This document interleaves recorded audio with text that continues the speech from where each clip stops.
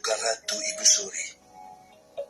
Aku memanggilmu untuk menyampaikan terima kasih atas jasamu pada Majapahit.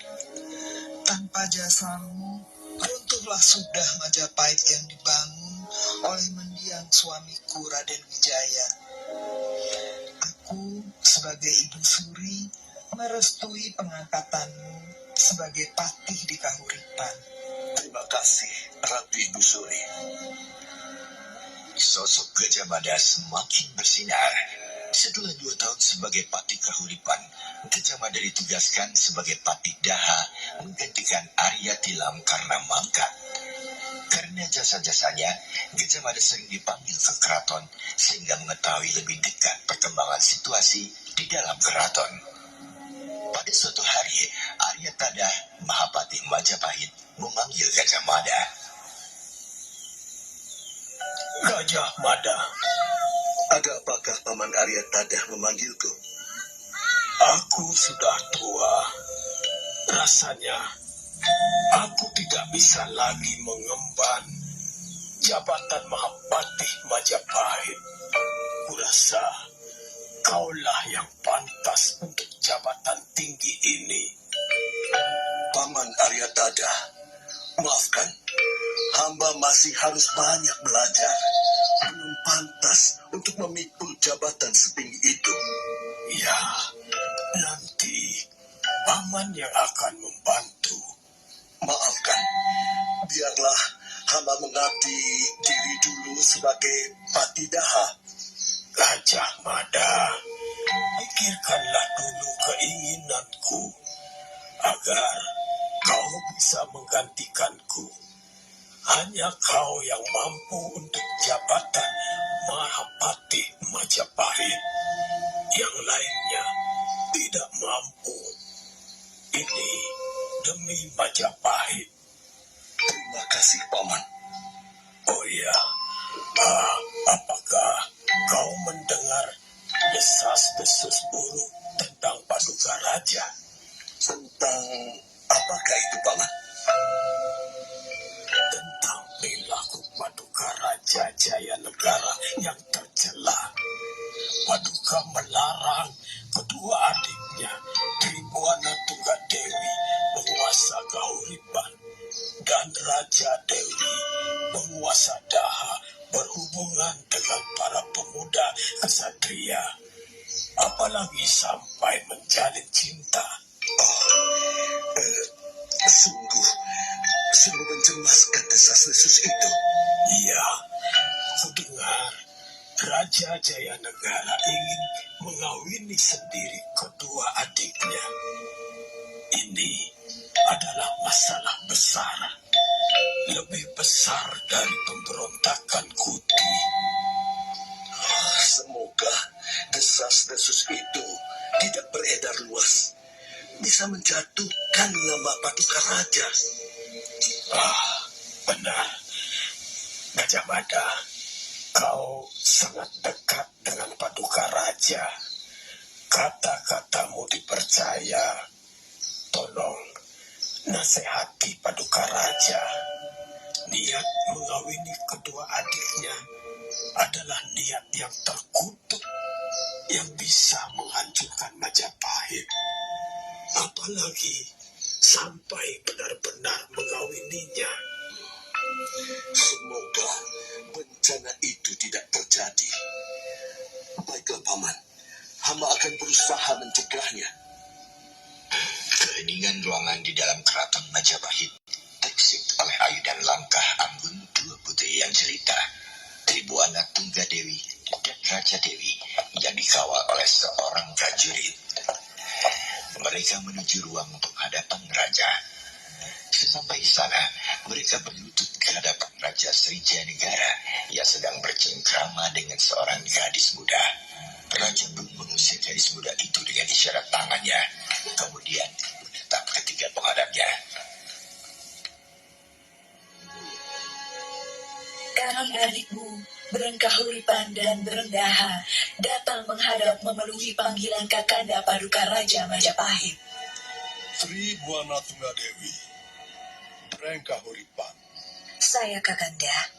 Raja Dewi Maharajasa, Brendaha, Saya Kakanda. kalian berdua memang adikku yang mendapat wasiat dari mendiang ayah untuk menjadi penguasa di Kauripan dan di Daha. Sedangkan aku melanjutkan menjadi Raja Majapahit setelah ayah kita, Raden Wijaya, mangkat. Tugasku cukup berat karena Majapahit ini kerajaan besar dan harus kuluaskan kekuasaannya sesuai cita-cita kakek Sri Kertanegara, Raja Singasari. Karena itu, aku sebagai Raja Majapahit kedua meminta kalian mematuhi perintahku. Sandiko. Ku dengar dari mata-mataku di Kauripan dan Daha. Katanya, beberapa pemuda kesatria mencoba menemui kalian. Tribuana Tunggadewi, benarkah hal itu? Hatu Sembah, hal itu memang benar. Ada beberapa ksatria ingin menghadap, namun prajurit jaga mengusirnya. Raja Dewi, Brengdaha, apa penjelasanmu? Mereka datang, ingin menjalin kerjasama perdagangan dan juga membahas keamanan. Tidak boleh. Kalian berdua tidak boleh menerima tamu para kesatria. Aku tahu mereka hanya berpura-pura agar bisa dekat dengan kalian. Maafkan Kakanda, kenapa kami dilarang menerima tamu kesatria? Bukankah dalam usia kami sekarang sudah pantas mengenal lawan jenis kami? Sehingga kedepannya kami tidak salah memilih pasangan hidup. Tribuana Tunggadewi, beraninya kau berpendapat begitu. Akulah yang memutuskan semuanya. Tidak hanya memutuskan hal-hal pemerintahan, juga memutuskan pasangan hidup kalian nanti. Tidak seorang kesatria pun boleh menjadi pasangan hidup kalian. Kalau aku tahu ada kesatria yang datang menemuimu, apalagi berani menjalin asmara dengan kalian, maka aku akan mengerahkan pasukan Majapahit untuk menghancurkannya. Kakanda, kenapa begitu kejam? Bukankah setiap manusia harus menjalani tahapan-tahapan hidup agar sempurna perjalanan hidupnya? Bukankah nantinya kami juga diwajibkan memasuki masa gerhasa asrama, berumah tangga? Tribuana Tunggadewi, berbahaya bagi Majapahit kalau kau kawin dengan kesatria lain. Aku sebagai Raja Majapahit terancam dan tersaingi. Maka, sebelum terjadi, aku harus menyingkirkan kesatria yang menjadi pilihanmu. Sebutkan, siapa lelaki itu? Biar ku kejar dan ku buat dia mampus. Kakanda Srijaya Negara, kalau kami tidak boleh kawin dengan kesatria lain, lalu kawin dengan siapa? Haruskah kami memutuskan menjadi biksuni sedari gadis? Tidak, kalian berdua tidak akan menjadi biksuni sedari gadis. Apalagi kalian masih cantik dan menggairahkan. Kalian akan kawin dengan lelaki yang pantas. Siapa lelaki yang pantas untuk kami? Raja Dewi, adikku, kau semakin cantik dengan pertanyaanmu itu. Kau juga, adikku, Tribuana Tunggadewi. Kecantikanmu membuat iri bidadari surga. Kemarilah kalian berdua mendekat. Aku akan membisiki siapa kesatria yang pantas menjadi suamimu. Ayo, kemarilah ke sampingku. Tanpa ragu dan tanpa curiga, dua putri itu, Tribuana Tunggadewi dan Raja Dewi, mendekat ke samping Raja Jaya Negara. Setelah dekat, Raja Jayanegara memeluknya, membelai kepala kedua putri itu yang adalah adiknya. Kesatria yang pantas mengawini kalian adalah seorang raja besar. Siapa raja besar itu yang pantas jadi suami kami? Apakah dia raja dari Melayu atau raja dari negeri jauh Tiongkok? Adikku, Tribuana Tunggadewi. Kepalamu harum, tubuhmu harum. Juga kau adikku, Raja Dewi. Sekujur tubuhmu langsing dan padat. Tetapi kecantikan kalian ternyata tidak diikuti dengan pandangan yang tajam. Baiklah, ku beritahu. Dengarlah, dengar baik-baik.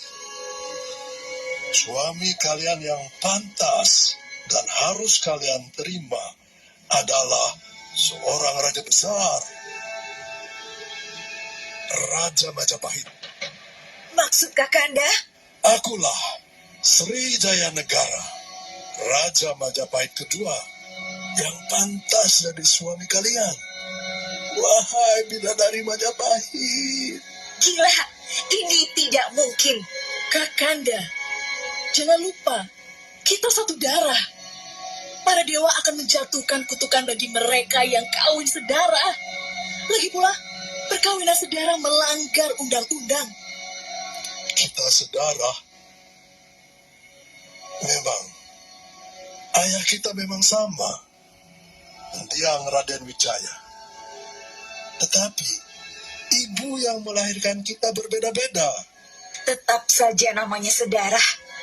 Perkawinan sedarah bukannya membuat Majapahit semakin kuat, tetapi akan mengalami keruntuhan. Perkawinan sedarah membuat dewa-dewa murka. Bencana alam besar akan menghancurkan Majapahit. Diam! Kalian adalah penguasa bawahanku. Tidak pantas menasehatiku. Pergi kalian. Ingat, kalau ada pemuda mendekatimu, akan kuhukum gantung dia di pasar. Pergi.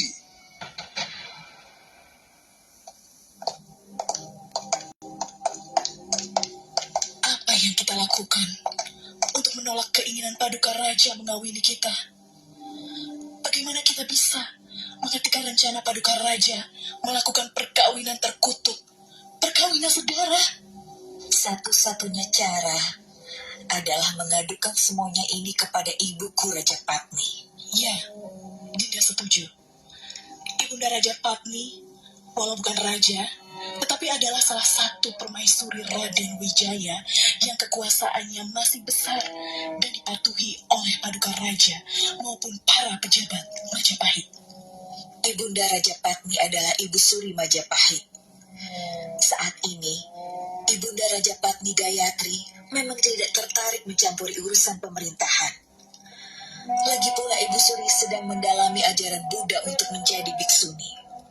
Namun, dalam masalah besar yang bisa membuat para dewa mengutuki Majapahit, semoga Ibunda berkenan mencegahnya. Kalau begitu, mari kita menghadap Ibunda Suri ke asramanya.